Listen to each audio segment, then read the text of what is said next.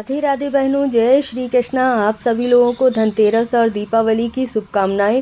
मेरे पूरे परिवार की तरफ से आपके घर में दीपावली पर इतनी खुशियां आएं कि धन लक्ष्मी आपके घर में हमेशा निवास करें। नए व्यूवर्स को भी दीपावली की शुभकामनाएं।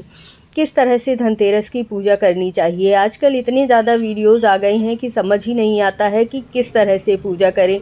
तो बहुत ही सरल विधि से आपको पूजा विधि समझाऊंगी, क्योंकि जो हमारे गांव में पूजा जिस तरह से होती थी वही हमारी पारंपरिक पूजा होती थी, और उसी तरह से छोटी सी पूजा करने से ही ढेर सारी खुशियां हमारे घर में आ जाती थी। पूजा करने में ज़्यादा परपंच करने से भी पूजा हमारी पूर्ण नहीं होती है, क्योंकि पूजा को जितनी सरलता से किया जाए और मन भाव से किया जाए, लक्ष्मी माता उतनी ही ज़्यादा प्रसन्न होती हैं। सबसे पहले तो अष्टदल कमल बनाकर एक कलश की स्थापना ज़रूर कर लीजिएगा, क्योंकि इसमें 33 करोड़ देवी देवताओं का वास होता है।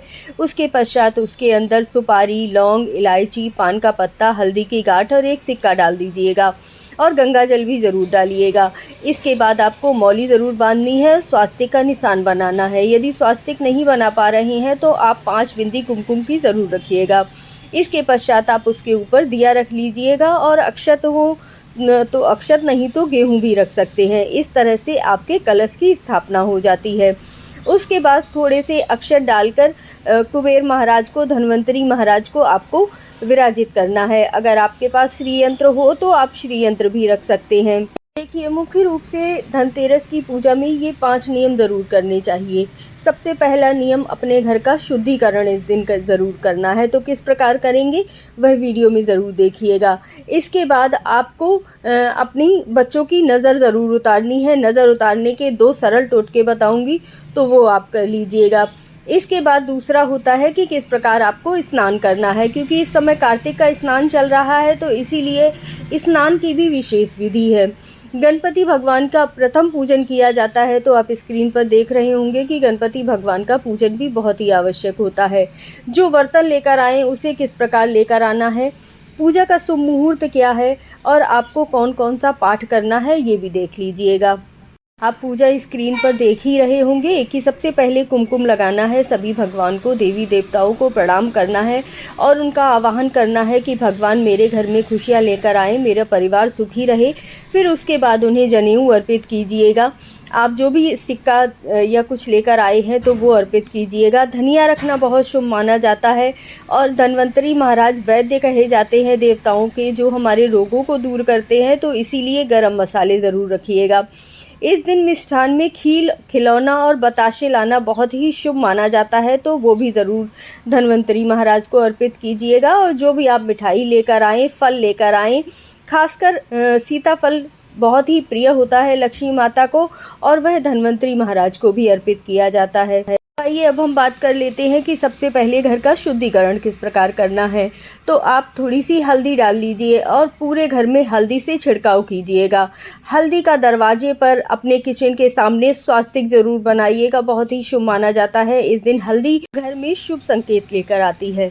7 काली मिर्च के दाने अपने दरवाजे के पास ज़रूर डालिएगा, और कपूर के 2 टुकड़े दोनों दरवाजे की देहरी पर अवश्य रखिएगा। दूसरा नियम है कि आपको स्नान किस प्रकार करना है। तो इस दिन उबटन लगाना बहुत ही शुभ माना जाता है, तो राई और बेसन का उबटन बनाइएगा, और इस दिन राई के पत्तों से स्नान करना भी बहुत शुभ माना जाता है, तो राई के पत्ते पानी में डालकर आप स्नान कर सकते हैं। तीसरा नियम है, इस दिन अपने बच्चों की नज़र उतारी जाती है। तो एक साधारण तरीका होता है कि आप राई, नमक और मिर्च ले लीजिए, और 7 बार अपने बच्चों के ऊपर से, मैं कह रही हूँ कि परिवार के प्रत्येक सदस्य के ऊपर से आप ये राई उतार कर ज़रूर रखिएगा। और एक विशेष नियम जो मैं बता रही हूँ, आप वो भी कर सकते हैं। धनतेरस के दिन बर्तन लाए जाते हैं, तो ध्यान रखिएगा, आप जो भी बर्तन खरीद कर लाएं उसे खाली मत लेकर आइएगा, कुछ ना कुछ उसके अंदर ज़रूर भर कर लेकर आइएगा। भले ही रुई रख लीजिए या फिर मिठाइयाँ रख लीजिए, जो भी लेकर आ सकें। अब नज़र उतारने का एक विशेष टोटका है इस दिन का, वो ज़रूर देख लीजिएगा। आपके घर में जितने सदस्य हैं, या तो आप उतने लोटे लेकर आ जाइए, नहीं तो आप सिर्फ 1 लोटा लेकर आइए। छोटा बड़ा जैसा भी आपकी स्थिति हो आप वैसा ला सकते हैं। उसे सबसे पहले जितने घर में सदस्य हैं उतने ही मुट्ठी से चावल उसमें भरिएगा। उसके बाद उसमें थोड़ी सी उड़द की दाल आपको डालनी है। धनतेरस के दिन सेंधा नमक खरीद कर लाना भी बहुत शुभ माना जाता है, क्योंकि सेंधे नमक से आपकी बीमारियां दूर होती हैं। वह आपको प्रतिदिन भी यूज़ करना चाहिए। तो आपको इस तरह से मुट्ठी से इसमें कलश में दाल और चावल दोनों चीज़ें भरनी है। इसके बाद आप नमक का पैकेट भी पूरा लेकर आ सकते हैं, और नहीं तो आप छोटी सी पुड़िया बना लीजिए और वह इसके अंदर डाल सकते हैं। के बाद थोड़ा सा गरम मसाला भी डाल दीजिएगा। फिर यहीं पर बैठकर आपको, आज वैसे भी मंगलवार है, तो आप हनुमान चालीसा का पाठ कर लीजिए, सुंदरकांड का पाठ कर लीजिए, नहीं तो ओम रुद्राय नमः मंत्र का जाप कर लीजिए। इस तरह से 108 बार जाप कीजिए और अपने बच्चों पर यह लोटा 7 बार आपको उतारना है। इसके बाद आप इस लोटे को किसी गरीब को दान करके आ सकते हैं। बहुत ही कारगर उपाय है ये नज़र उतारने का। इस दिन आपको धन्वंतरी महाराज के मंत्रों का भी जाप करना चाहिए। ओम धन्वंतराय नमः या फिर श्री श्री औषध चक्र नारायणाय नमः। ये दोनों मंत्र बहुत ही कारगर होते हैं।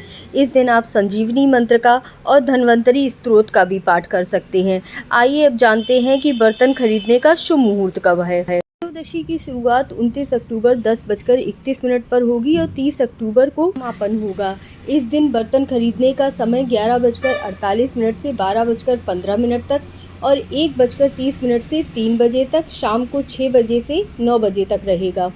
सुबह पूजन का समय 9 बजे से 12 बजे तक है और शाम को 6 बजे से लेकर 8 बजे तक है। तो इस समय पर आप दीपदान वगैरह कर सकते हैं। जय श्री कृष्ण।